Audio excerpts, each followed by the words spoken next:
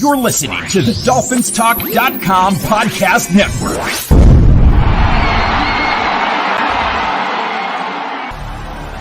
Come on, Dolphins fans. Time to fins up.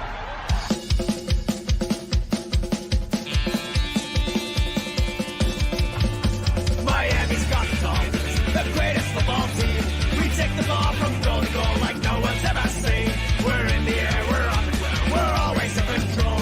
And when you say Miami, you're talking Super Bowl. Cause we're the Miami Dolphins. Miami Dolphins. Miami Dolphins number one. Miami Dolphins. Miami Dolphins. Miami Dolphins number one.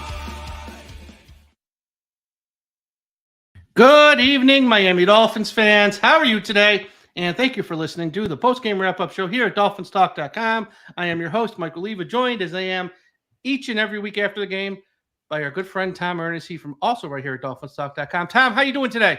Oh, it couldn't have gone any better than sweeping those stupid Jets and getting them officially eliminated from playoff contention, and all the conversations about Aaron Rodgers and the Jets being in the news as a bad football team can be put to rest.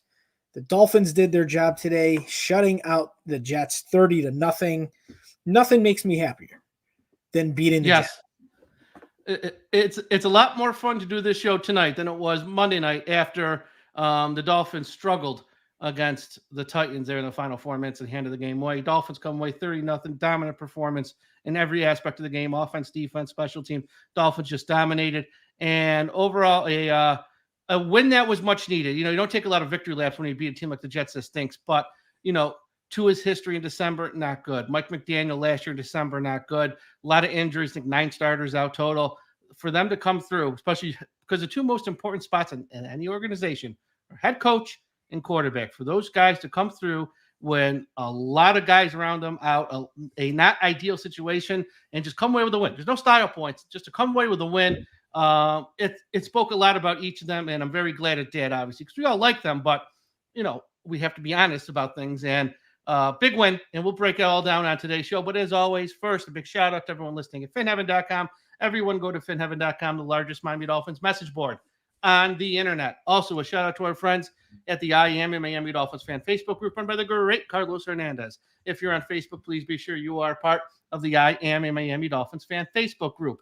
And wherever you're listening to this podcast, whether Apple Podcast, Podbean, Spotify, Google Play, Audible, YouTube, subscribe. We have shows each and every day of the week, some days multiple shows, and starting tomorrow morning, Monday morning, we have a new morning show 3 days a week. Steven Daniels brings his Clock Blocker show to the DolphinsTalk.com YouTube channel, so make sure you are subscribed to the DolphinsTalk.com YouTube channel. It's the only place to watch our new morning show, Clock Blockers with Steven Daniels. He'll talk about this Jets win and so much more. He will be live 3 days a week, some weeks maybe even more, but no less than 3. So check that out starting tomorrow morning, Monday morning, Clock Blockers here at DolphinsTalk.com. Okay, before we get into this game, Tom, I think we have to talk about the injury since it really was a story. Kind of getting into this game, it was a story about all week. So Tyreek Hill did not play. He just couldn't go this week versus the Jets. Now, here's something else I want to say, too. I see this a lot on social media. Well, they have to rest guys. Folks. They're not resting anybody. Okay, they haven't clinched anything. They haven't clinched a playoff spot. They haven't clinched the AFC East. They are, if someone's healthy, they're going to play. If they're not healthy, they're not. No one's being rested. That's not how the NFL works. Tyreek Hill could not go, and he did not play today. Javon Holland also held out of this game. Again, 2 sprained MCLs, and is what it is. Maybe he's ready next week. We'll see. Sprained MCLs. That's what, Ramsey had the more extreme version, which kept him out 8 weeks. Achane, his kept him out 4 to 5 weeks. Well, Holland's coming up on that 4 to 5 week mark. Maybe it's next week. Maybe it's against the Ravens. We'll see. Xavier Howard, I was told week to week. So he was out this week. Hopefully he's back next week. We do not know. Deshaun Elliott entered concussion protocol Tuesday morning after the loss, self-reported symptoms. We hope he's back next week. With concussions, you never really know. Robert Hunt, he was out still with the hamstring, and he was limping around on the sideline from all the people who were there in attendance who were watching that stuff. So I think he's probably a few weeks away. Honestly, I wouldn't be shocked if Hunt doesn't play to the playoffs. He tried coming back once, and he just re-aggravated it ASAP. Running back Chris Brooks was also out this game. His 21-day window is up in a couple days, so we'll probably know by Wednesday if he returns to the roster or if he's out for the season. Hopefully he's back. We'll find out. And the last one, Austin Jackson with an oblique injury, tried to go, and kudos for him trying to go because with so many injuries, he tried, but he couldn't make it out of the first half. So hopefully it's nothing major. Otherwise, the Dolphins will have Keon Smith or Kendall Lamb be lining up at right tackle here moving forward. But we'll find out more about Austin Jackson in the weeks to come. He tried to go, and he couldn't make it out of the first half. So that's a lot of injuries. That's a lot of guys down, but it didn't slow down the Miami Dolphins. Okay, Tom, give me your thoughts on this win.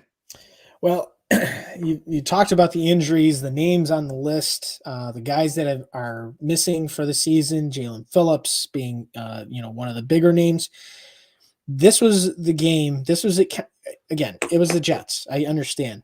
But this was the type of game that had pie in the face written all over it for the Dolphins, coming off a really bad loss against the Titans on Monday Night Football. The Jets coming off a big win, no slouch. And Zach Wilson had a very good game last week against that defense.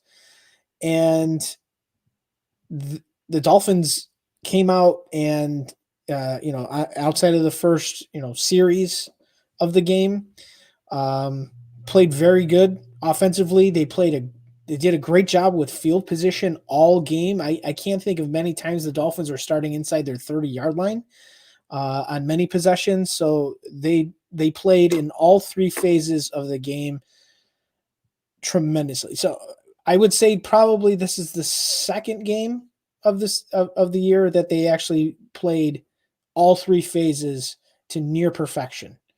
The ground game was good. Tua was very good in this football game, very accurate with the ball, got the ball out quick. He understood the assignment.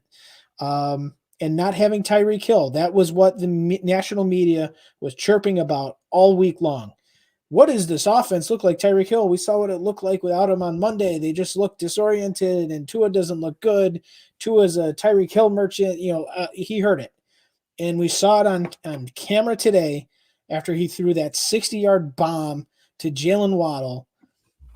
This and this. Tua Tagovailoa, fantastic game.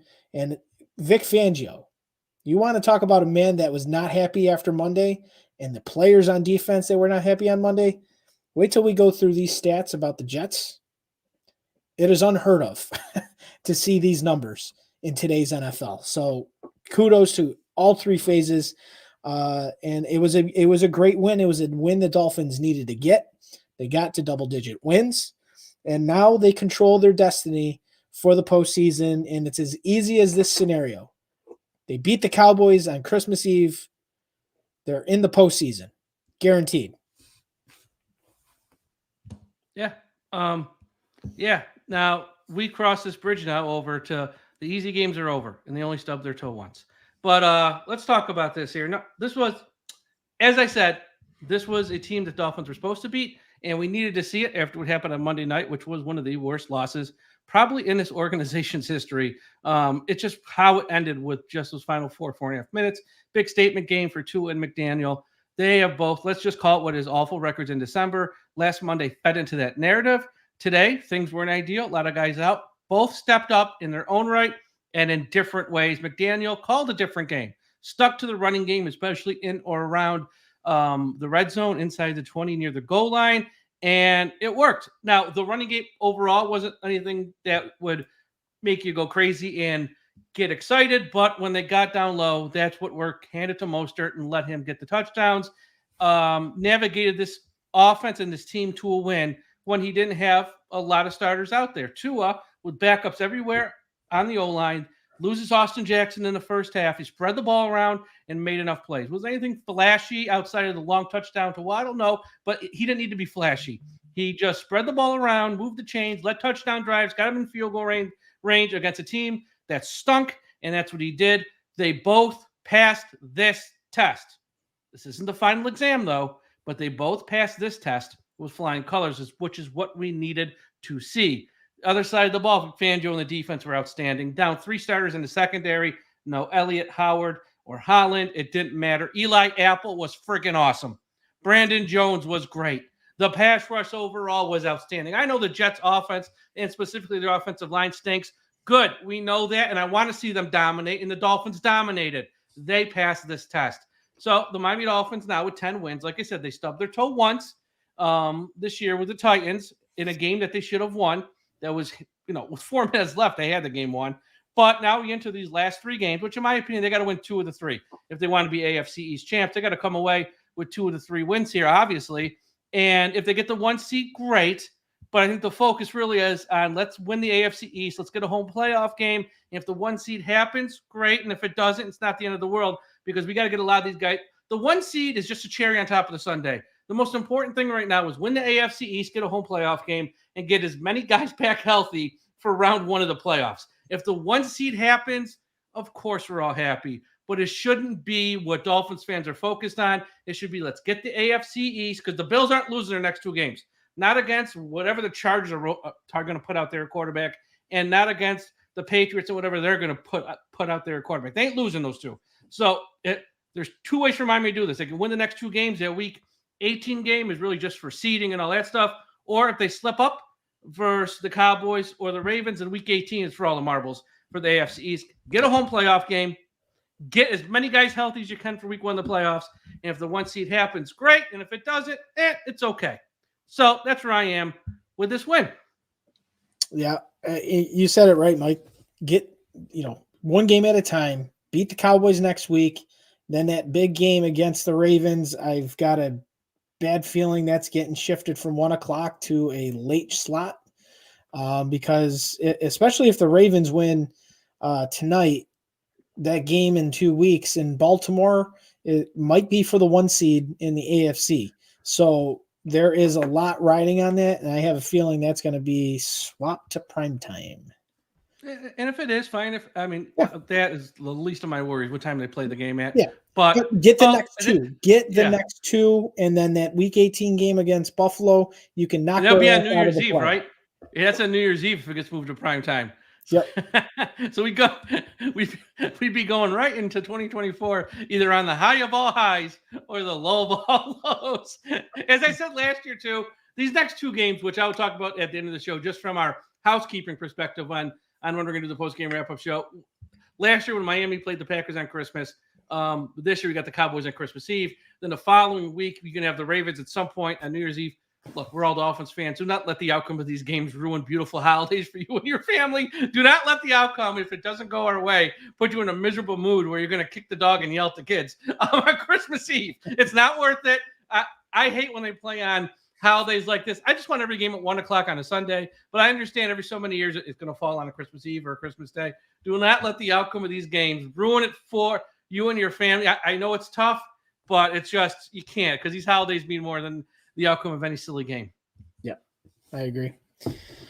All right. But we know that's not the case. But we know that's not the case. Right.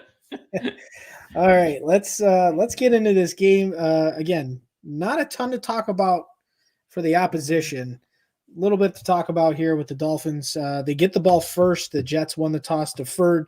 Dolphins get a nice start to the drive, an 8-yard completion to Waddle, and then a 13-yard completion to Waddle. After a 1-yard run, Tua Tagovailoa on 2nd and 9 from the 47 hits Jaylen Waddle on a 23-yard completion.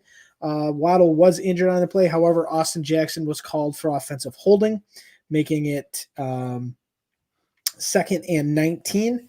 A 1-yard pass completion to Mostert, and then 3rd and 18, a 12-yard screen pass to Devon Achane, setting up the punt, 4th and 6. The Jets get the ball. Breece Hall on a 5-yard carry, then he loses a yard. On 3rd and 6, Zach Wilson finds Xavier Gibson for 8 yards and a first down. From the 24, Zach Wilson gets sacked at the 10-yard line by Bradley Chubb and Christian Wilkins. The ball scoots towards the 4-yard line, picked up by Zach Sealer, and he goes to the Jets' 1-yard line. Mike,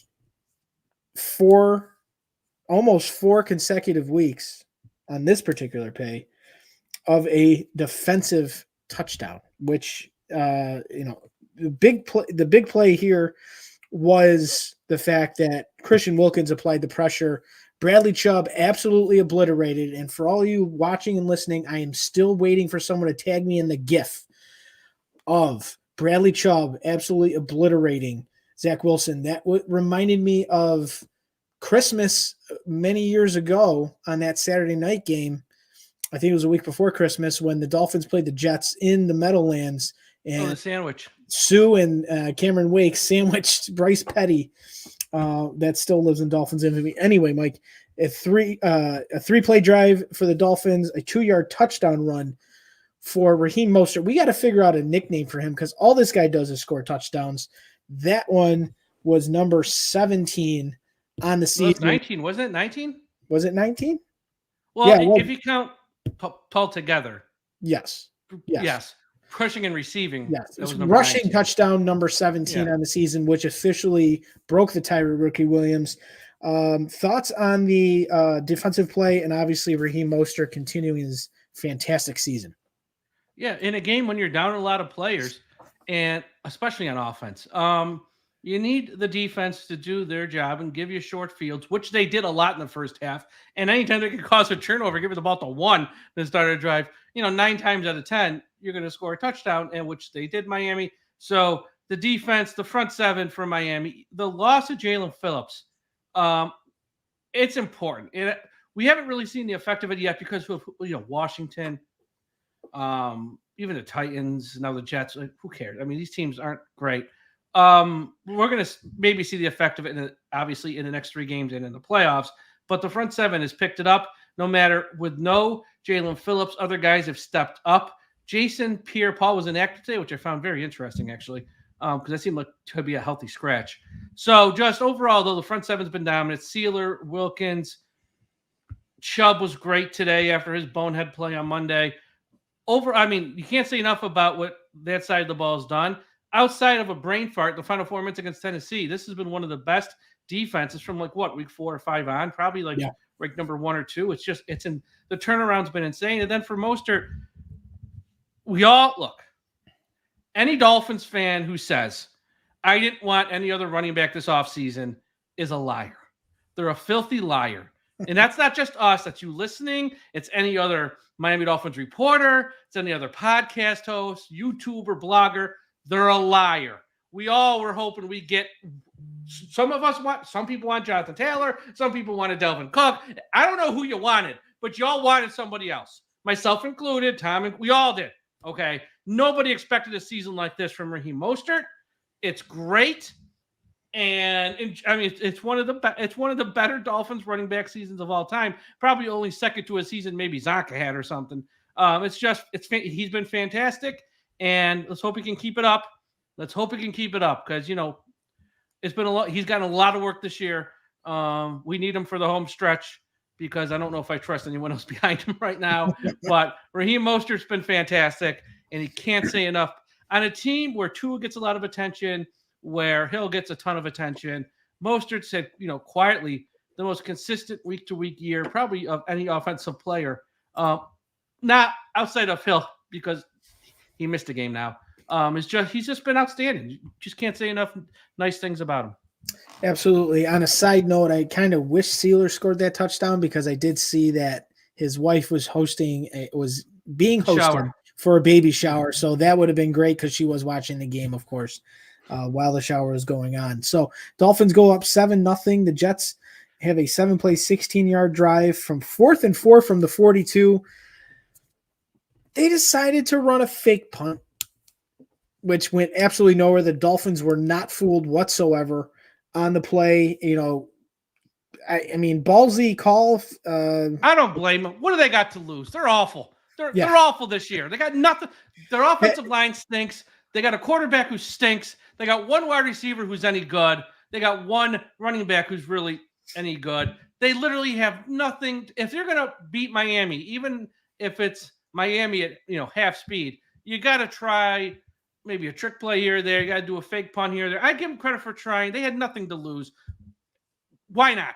Literally, why not? The biggest thing they were playing for was to be the spoiler to the Miami Dolphins, but of course, did not happen in this game. The Dolphins go 9 plays, 22 yards, took almost 7 minutes. 9 plays, 22 yards, almost took 7 minutes. Starts at the Jets 41, a pass to Chase Claypool for 5 yards.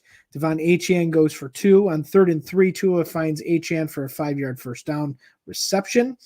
From the 29, Devon Achane for 3. Tua then hits Durham Smythe for 7 yards and a first down to the 19.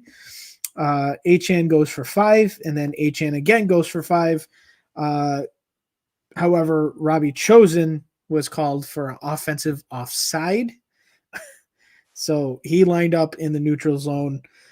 So another week of that, which, it was the right call.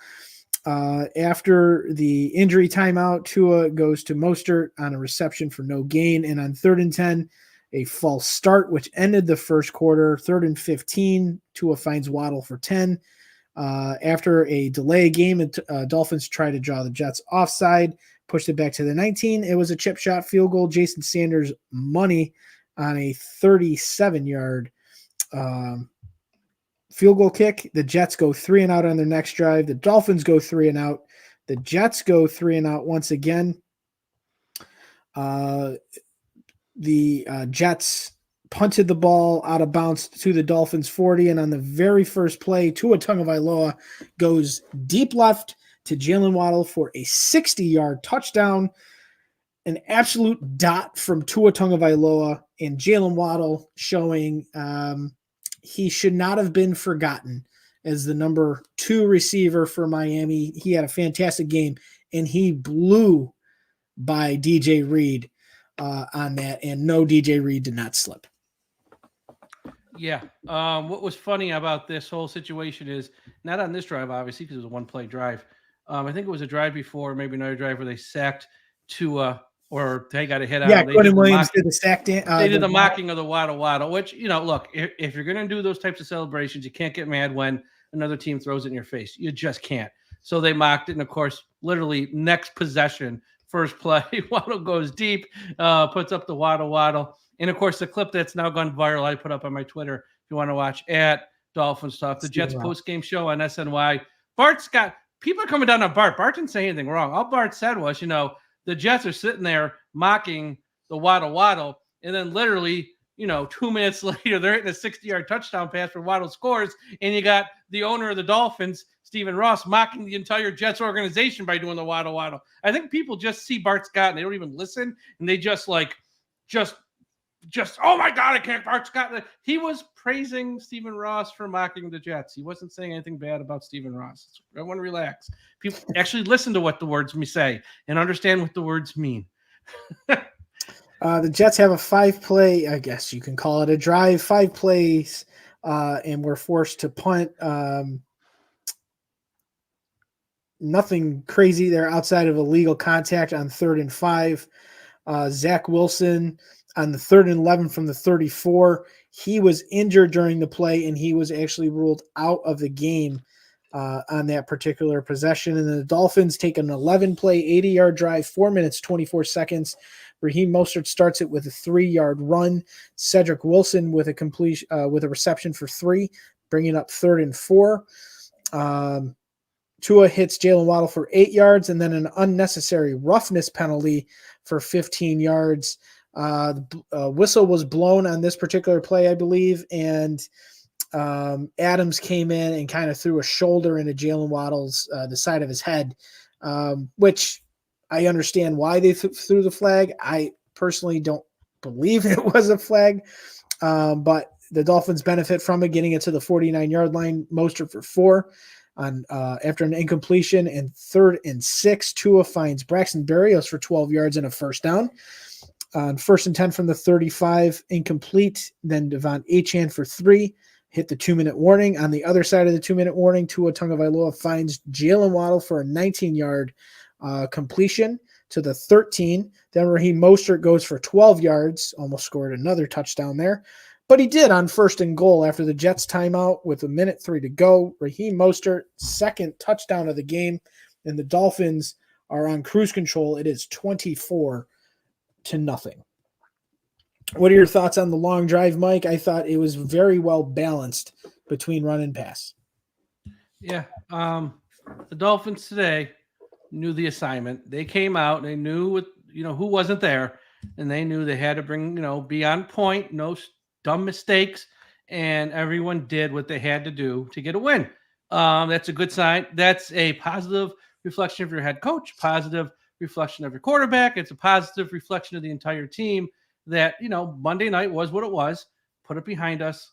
Let's go out there versus a god-awful team. And we know part of this is the Jets are god-awful. Not only are the Jets god-awful, the Jets gave up on the season. Much like the Chargers gave up on Thursday night and didn't even put up an effort versus the Raiders, the Jets did not put up an effort today versus the Dolphins. The Jets are thinking about Christmas. They're thinking about, in 2 to 3 weeks, I'll be flying back to where I live all year round outside the season. The Jets, they've given up. They quit on the coach. You want to say that, whatever. They have given up, just like the Chargers did on Thursday night. That we understand that was a big part of this. But for the Dolphins, look, if they would have made some mistakes, made some penalties, turned it over, the Jets would have been like, even though we don't really care, hey, let's go. We got a chance here. They never gave the Jets an inch or a chance to even get in the game. And that's what good teams do. I mean, that's what they should have done versus the Titans, but they couldn't finish it out and close it out. That's what good teams do. So just a great drive, great first half.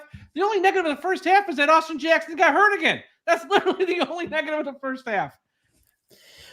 We have reached halftime, Mike. You know what that means. Oh, yes. And look, Christmas is a week away. And there's still time, folks. There's still time. If you need stocking stuffers, if you need that, what's it called, like the white elephant type gift for a joke, whatever, or if you just need good products for yourself. Let's start with manscaped.com. Manscaped.com, promo code Dolphins Talk, save 20%. Save 20%, and then get free shipping as well. If they got the Lawnmower 5.0 Ultra for when you're shaving your boys down there, when you're shaving your little Christmas tree ornaments, if you know what I mean, get that. Or they got other great products that you will use in your everyday life, like body gel, shampoo, deodorant. Why pay full price for those things? At the supermarket, at the drugstore, wherever you buy it. When you go to manscaped.com, use the promo code Dolphins Talk. If there's another promo code in there, take it out because you want to use ours because it's the one that will get you the free shipping and the 20% off. Not all of them have, the same thing. Put in Dolphins Talk. They will ship to your house the shampoo, the body wash, the deodorant for free. And then it's like a 20% off coupon on top of that. So everyone go to manscaped.com, promo code Dolphins Talk, 20% free shipping. Then, man, you got to clean your face. Holidays are coming. Going over maybe the in-laws' house, maybe going over your parents' house, maybe you see that brother, your uncle that you only see a couple times a year. You don't want to look like a slob. You don't want them to think you're a slob. So go to KildarLab.com, promo code Dolphins Talk, save 20% off there. They got the base layer for your face, the exfoliating soap for when you're in the shower. They got the beard, the eye serum to help with the bags under your eyes. So when some relative's sitting there and telling you some god-awful story that you have to sit there and fake smile through and listen to through the holidays, have the eye serum so it doesn't look like you're falling asleep, even though you probably kind of are. Everyone go to KildarLab.com, promo code Dolphins Talk, save 20% there. Tom knows about this stuff. Trust me. I do. I use it every day. I actually have, the base layer. I mean, I'm still 40 after all, but I do. Yeah. I don't have a lot of wrinkles on the face, so no, looking good.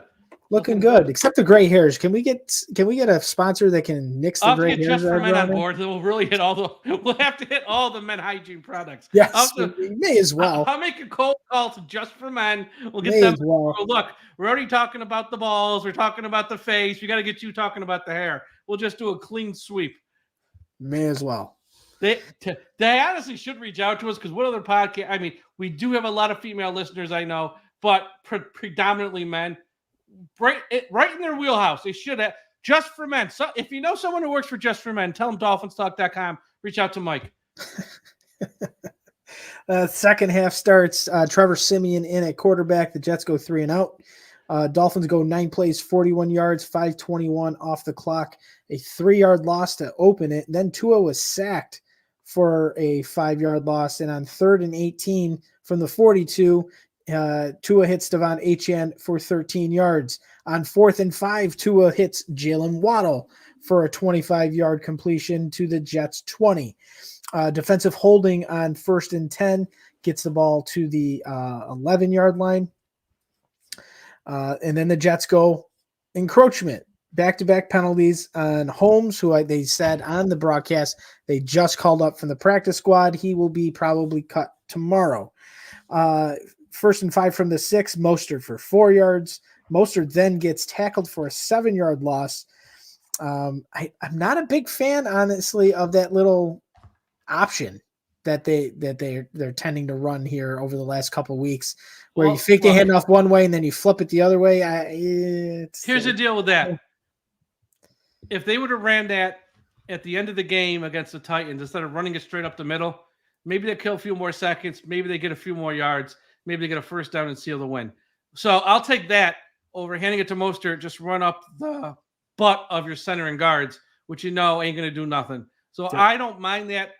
I like that. That's one thing I like about.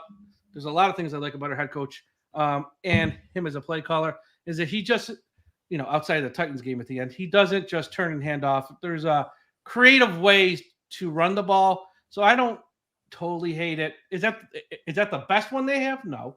But I like that. We're going to run, but we're going to be creative about it. The Dolphins settle for a Jason Sanders 27-yard field goal to go up 27-0. On the ensuing drive, Trevor Siemian hits Garrett Wilson for 6. On 3rd and 3, hits Alan Lazard for 11.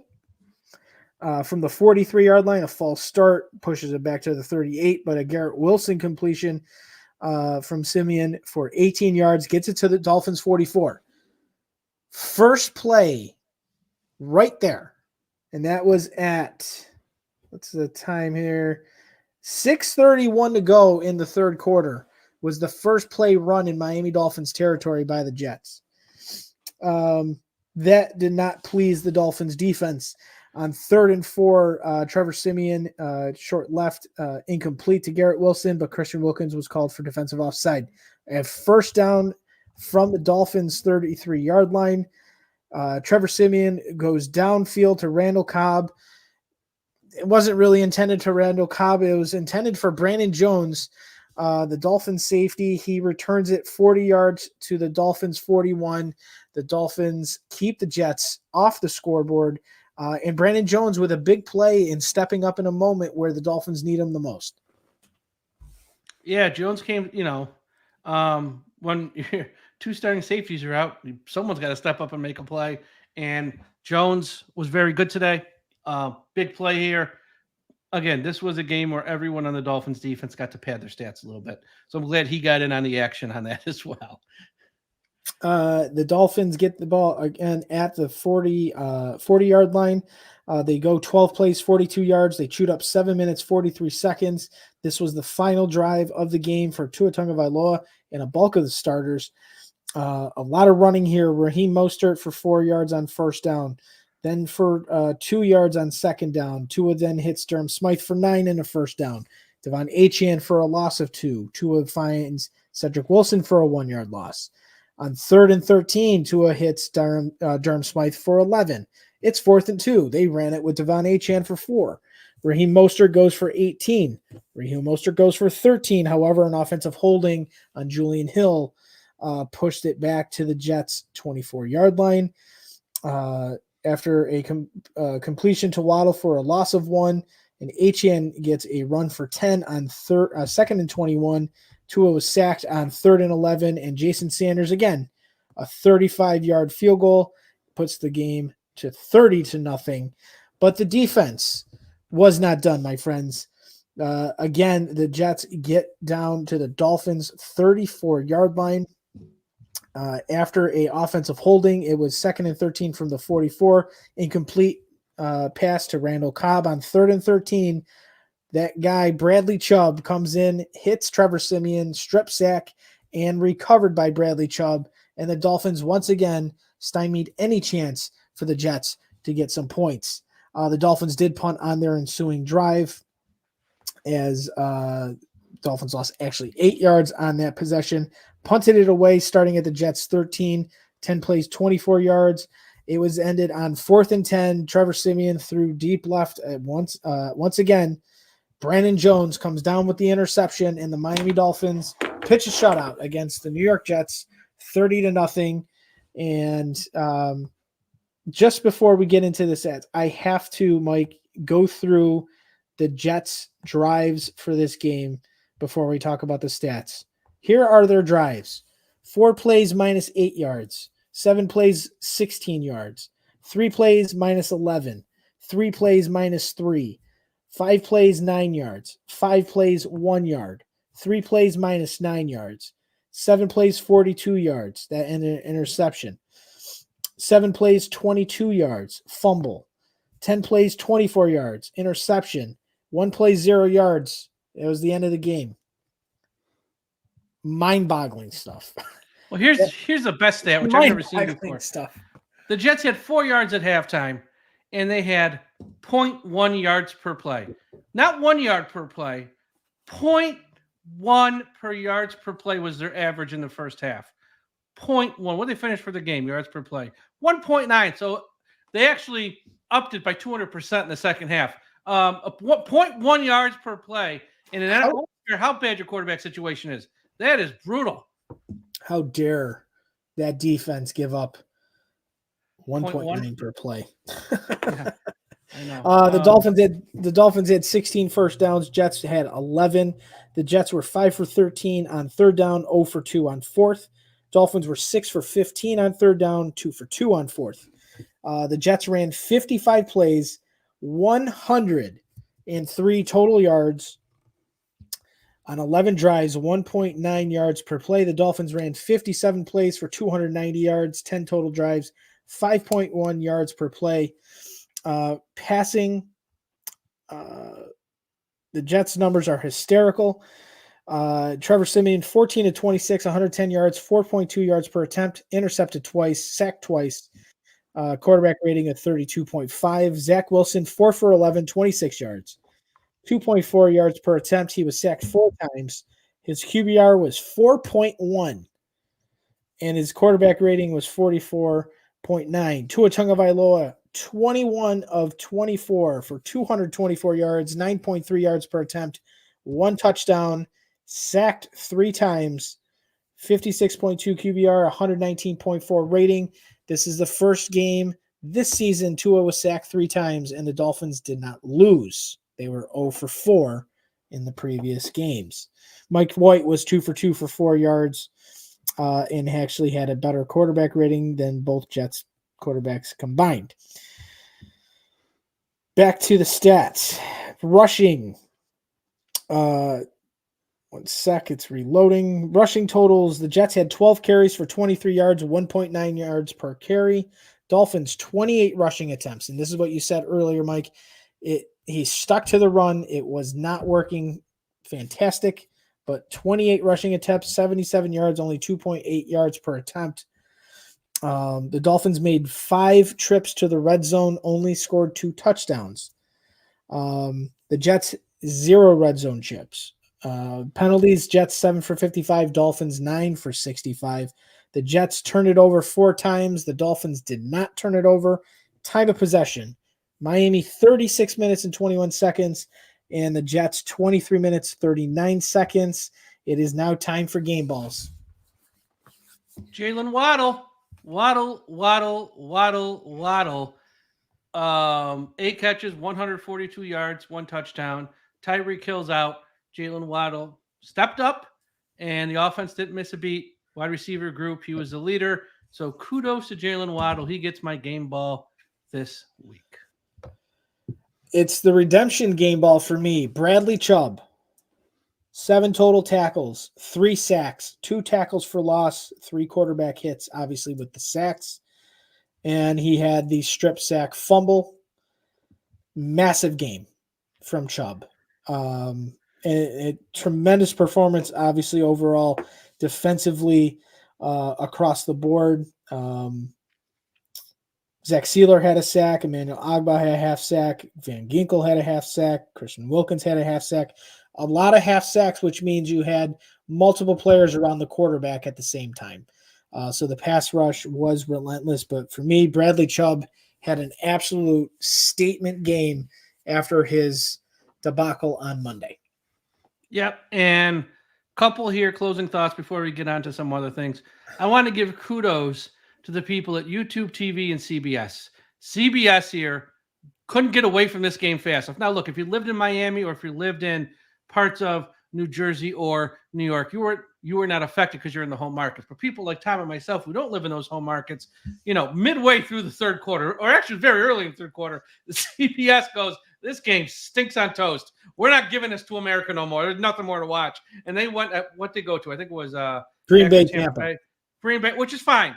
But then when you go over to YouTube, it says, well, the game's on your local channel. You can't watch. Within minutes, and it really was minutes, within minutes, YouTube removed that so you could watch the rest of the Miami game versus Jets if you wanted to stay with it, like people like us who do this stuff.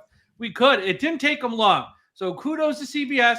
Yep. Kudos to people at YouTube, TV, and the Sunday Ticket. That transition was pretty seamless. I mean, you might have missed a couple plays, but that was it. They lifted the local channel thing, so I want to give a lot of kudos to them. The other thing, I find this hilarious because when Tony Romo busted on the scene, I was the first one to say, this guy doesn't shut the hell up, and he is so annoying to me. He never lets the game breathe.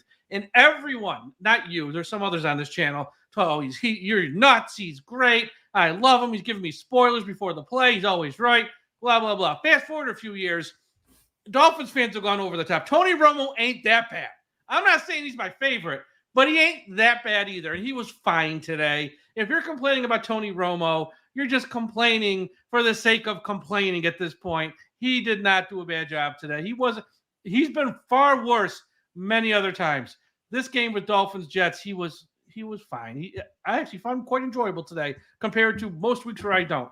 So tip of the cap to Romo, he was fine. Now let's get into these last three games, Tom. As we said, the Bills got two gifts here with the Chargers and Easton Stick, whatever his stinking name is, I don't even know. And then you got the Patriots with Billy Zappi. They ain't losing those two. Okay, they ain't. The Bills, the moment they fired Ken Dorsey, everything went right. They should have beat the Eagles that week, and then we really would have been screwed. But they didn't. The Bills right now are one of the hottest teams in the league. I don't care what the record is, how you playing in December. So they're going to win two more. We all know the Dolphins. They beat the Cowboys. They beat the Ravens. They're AFC East champs. Last game is just for seeding at that point. If they happen to stub their toe in one or both, they're still good. The last game then becomes for the AFC East. So that's what essentially the Dolphins can clinch the AFC East. It doesn't matter what the Bills do. Just win the next two. If they do lose one, it almost doesn't matter what happens in the other because that Week 18 game is going to be for all the marbles then. So that's the assignment for the Dolphins. Either Week 18 is just for seeding or Week 18 will be for the AFC East. That's it. It's very simple. You don't need, I don't need what's the guy's name there on NBC? Steve Kornacki to put stuff on the screen and make it complicated. Dolphins win two, AFC East champs. If they lose one of the next two, the Dallas or the Ravens, doesn't matter what happens in the other game. You can lose one or lose them. It doesn't matter. Week 18 is for all the marbles, period. Unless the Bills actually found a way to lose, but they ain't losing those teams. Okay, they ain't losing to those teams. So that's where they are right now. You got the Ravens. That game's on right now. I don't even know what the score is. 3-0. The Jaguars have missed two. They drove down the field the first time, missed a field goal. They drove down the field the second time, missed another field goal. Christ, it's Tony still 3-0. Tony Khan can't book wrestling or find a kicker. So, okay, we're sitting here rooting for Jacksonville, but I have low hopes with that team, that owner, that franchise. They don't have a cart for their players. They don't pay the DirecTV bill. They're little. That's a loosey-goosey organization from top to bottom there. So let's root for Jacksonville just because it would then put Miami, tied obviously for the 1 seed again. But whatever. That is what it is. It really comes down to can the Dolphins take care of business. Today the Cowboys didn't look good. That just means now they're the team. Like we were the team coming off a loss versus the Titans and came out super motivated. Cowboys are going to be that team now coming off a loss. Now to play Miami. It's at Hard Rock Stadium. We'll see who the Dolphins get back. Like I said, I would hope Howard's back. I hope Elliott's back. Although you never know with the concussion. You just never know. Holland, I'd say, is probably a coin toss. If it's not this week, then hopefully the Ravens game. So we'll see about Holland. Robert Hunt, he won't be back. Tyreek, I would think, should be back this week. Again, I know everyone sees him on this, out there field, dancing and stuff. You can do that stuff when you got big, fast guys ready to take you down and tackle you. That's a different thing. But I think he'll be back. I'm very confident. And really, the big one this week is going to be Austin Jackson. And how serious is that oblique injury again? Did he aggravate it to a point where he's got to miss time? Because that was the same injury Jalen Phillips had at the start of the year that kept him out of a few games. So we'll see. We'll probably know more about that Wednesday or Thursday as the week goes on. But yeah, Tom, these next 3 games, there's one narrative that the Dolphins they haven't been able to shake. Can't beat a good team. Last 3 games of the season, those are good teams. You can debate how good Baltimore really is, how good the Bills really are, how good they're good. Okay, you want to say they're great, fine. You want to say they're not, they're good. So any win there would help kill that narrative. If they could win at least 2 of the 3, I'd be let's just win the AFC East, like I said. And then we'll worry about if we're a 2 seed or a 4 seed.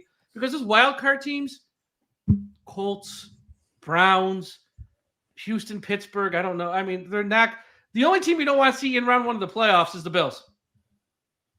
Yeah. If we're not the one. If we're not the one. If it's the Colts, I'm not worried about Gardner Minshew. If it's Joe Flacco and the Browns, I'm not worried about Joe Flacco and the Browns. If Pittsburgh finds a way to sneak in, I ain't worried about them. Literally, the one thing you don't want to do is play the Bills week 18, and then the following week you're playing them again. That's literally what you don't want. Correct? Yeah, I agree. Again, I want that week 18 game to mean absolutely nothing for Miami.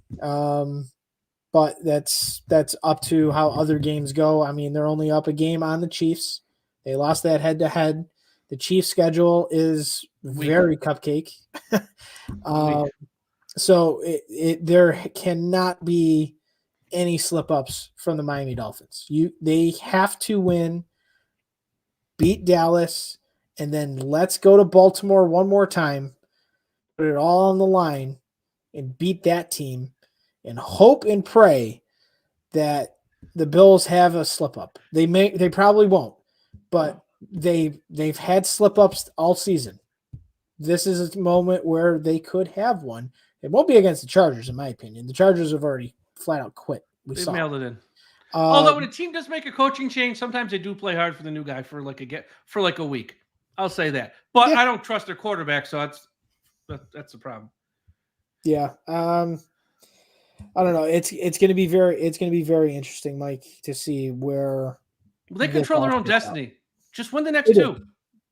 Beat the Cowboys, beat the Ravens. You don't have to scoreboard watch then. You win the East, you get a home playoff game, and then what about so they control their own destiny. So I really don't give a flying about what the Bills and they do. I want to see the Dolphins go in there, just win. Ascending. Win. Just win. Just win, baby. Just win. That's all we want to see there. So that's that. Now here's the deal. Next week, the game's on Christmas Eve. It's at 4:00. It probably won't be over until 7:30-ish, 7:15. Yeah. It's Christmas Eve night. Tom's got family. I got family. I'll be here to do a post-game show. It might not be up to 10, 10:30, 11. I don't know the exact time. And if it's late enough, Tom's going to join me. But if he can't, it's totally understandable. It's a big night. But I think he's going to be with me because I'm not going to record till late. So expect us to do the post-game show very late next week. Probably won't be live 10, 10:30, 11.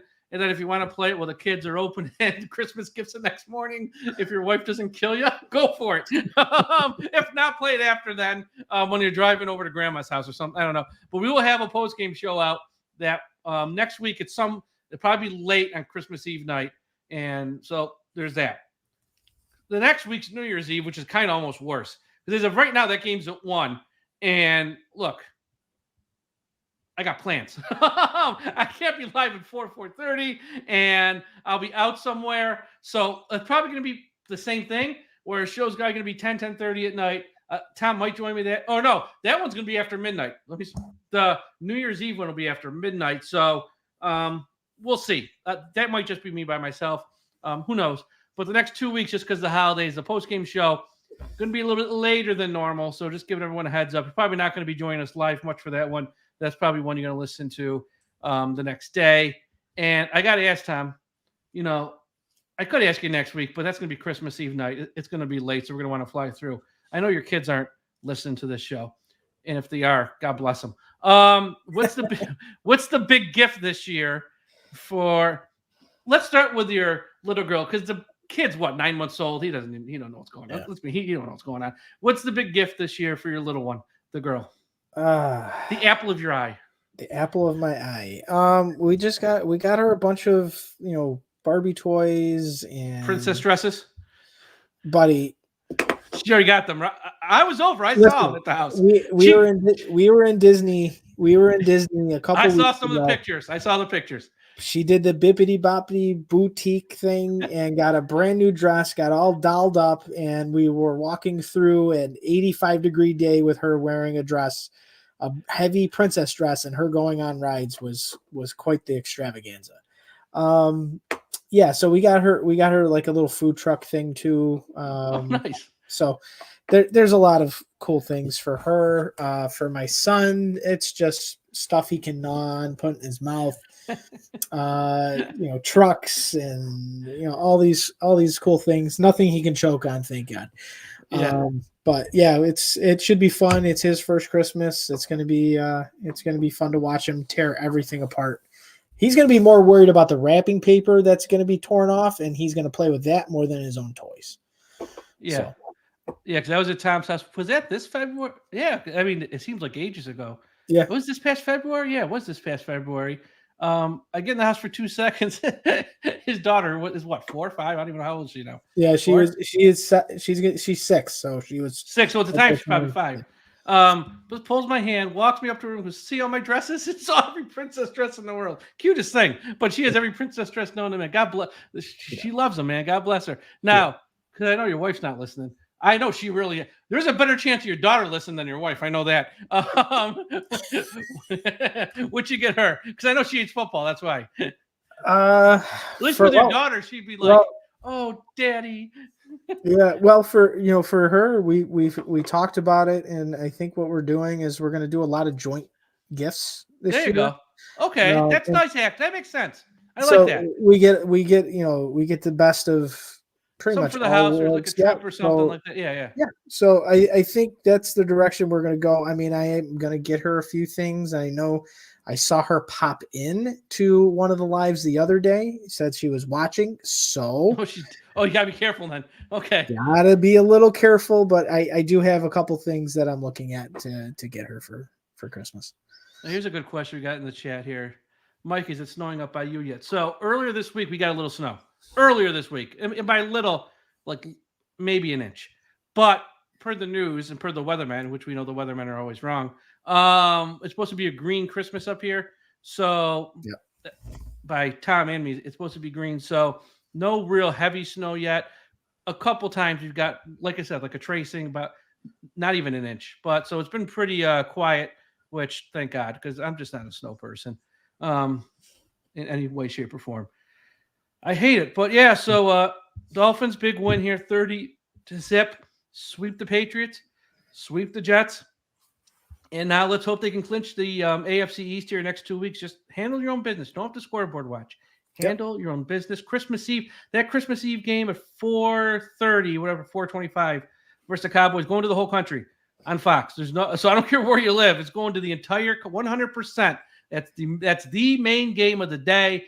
Fox has no other game on at that time. I don't even think CBS has another game. They might, but I'm not sure.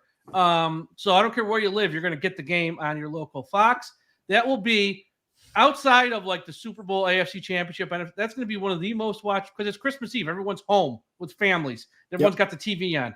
Outside of like a big playoff game and maybe the game on Thanksgiving, even though those games kind of get not even like huge rated, this is going to be probably one of the most watched regular season games of the year. Just because the day, the time, everyone's home, everyone's around a table doing something. So it's going to be a lot of eyeballs on this game. You want to kill a narrative that you can't beat a good team. Beat the Cowboys. We have a ton of fans in a spot. This is a spotlight game, bigger than any spotlight game that we have. Beat them, and everyone will be watching. And so, maybe that Miami team can beat good teams. Look at that. But yeah, it just comes down to injuries this week. We'll see. Have more on that. Here's the deal. So Tom will have a show up Monday night. Aaron and Joshua have a show up on Monday night as well. Myself and Marissa Marino have a special holiday show. On Tuesday, we'll be joined by your father, who's got a lot of stories from his time working in or around the South Florida area where he interacted with the Dolphins. So look for that on Tuesday. Then myself on Wednesday, myself and Ian have our Holiday Spectacular show. Thursday, myself and Robert Burns. And also, as I said at the top of the show, starting Monday morning, DolphinsTalk.com YouTube channel, Clock Blockers with Stephen Daniels. Be sure you're subscribed so when he goes live 3 days a week, sometimes more, you will be notified on your smart device, and you can, pop in and watch our new morning show, Clock Blockers, here at DolphinsTalk.com on the Dolphins Talk YouTube channel. We're also going to drop that show on our audio feed as well. And someone's asking, it's a Fox game. Who's announcing? Kevin Burkhardt, Greg Olsen. That's the A team. It's the A game. It's the biggest game of the day. You're getting the A team. Burkhardt and Greg Olsen next week. It's not even up for debate. You're getting the best of the best. What's that? Breaking news. Breaking news. What's that? What the happened? Jaguars drove down the field once again. Don't tell me they missed a field goal. Third missed field goal for Brandon McManus in a row.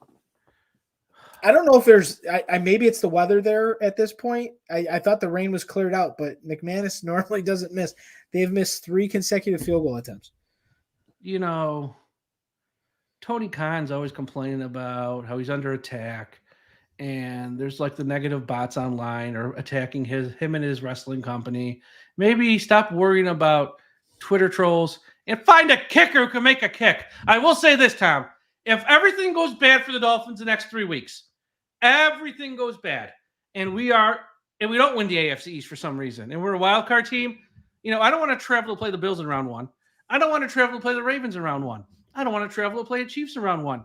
Let's hope Miami falls in a slot where they can play Jacksonville in round 1, because that team is ripe for the taking, and everyone in Miami can travel to Jacksonville, wear a CM Punk shirt, and root for the Miami Dolphins to beat the Jacksonville Jaguars in round. That team, their only reason they're in first place is because they play in the AFC South, which is awful. They are not, as has been a famous saying this year, they're not serious people, the Jacksonville Jaguars. They're just not. The team's good. It's not great. So there's that. But everyone, thank you for listening. Everyone have a great Sunday night. Have a great Monday. We'll talk to you again after a while. And when you're on the roads this week, holiday, maybe short week, you don't have to work full week, all this stuff, and you're out there on the roads navigating the traffic, please don't forget that we must put an end to highway profanity. Ends up.